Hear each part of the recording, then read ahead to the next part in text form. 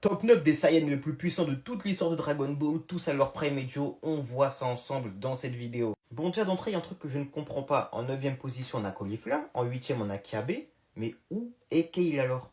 En sachant qu'elle est plus forte que les deux et il n'y a pas trop de débat là-dessus. De la même façon, étant donné qu'on prend les fusions en compte, vu que ce sont des nouveaux personnages, pourquoi est-ce que Kefla n'est pas là?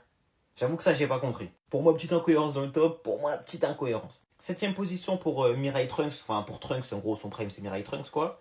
Ouais, c'est bien, ouais. Sixième position pour Gogeta, cinquième pour Vegeto. Personnellement, pour moi, c'est le même niveau, je vous le répète.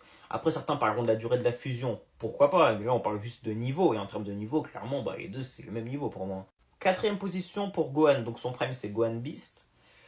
Est-ce que Gohan Beast aujourd'hui est plus fort que Broly? Je suis pas sûr. Pour moi, de ce qu'il a montré. Et moins fort, excusez-moi. Pour moi, aujourd'hui, Gohan Beast a plus prouvé que Broly. Moi, je mets actuellement Gohan Beast devant Broly. Même si, évidemment, dans un combat à longue durée, Broly finirait par le dépasser et Broly a plus de potentiel globalement. Maintenant, à l'instant T, bah, Gohan c'est plus fort. Deuxième position pour Vegeta, première pour Sangoku.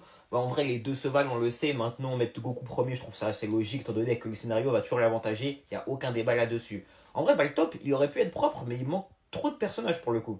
Et j'ai oublié de préciser ceux qui vont faire les choquer parce que Vegeto et Gogeta sont 5 et 6. Les gars, on parle du prime, de ce qu'on a vu, pas d'un prime hypothétique. Ce que je veux dire, les frères, c'est que en gros, Vegeto et Gogeta ont pris leur prime, c'est-à-dire le SSJ Blue. Vous voyez ce que je veux dire? On peut pas parler d'une fusion entre Vegeta Ultra Ego et Goku Ultra Instinct. T'as capté, ce n'est pas encore arrivé. Il y a un monde où les deux ne vont plus jamais refusionner, et puis voilà, tu vois ce que je veux dire? Donc les gars, actuellement, leur prime, c'est le SSJ Blue. Bien évidemment, on sait qu'ils pourraient être encore plus forts, mais il n'y a pas eu de nouvelles fusions depuis. Donc forcément, c'est leur bonne place.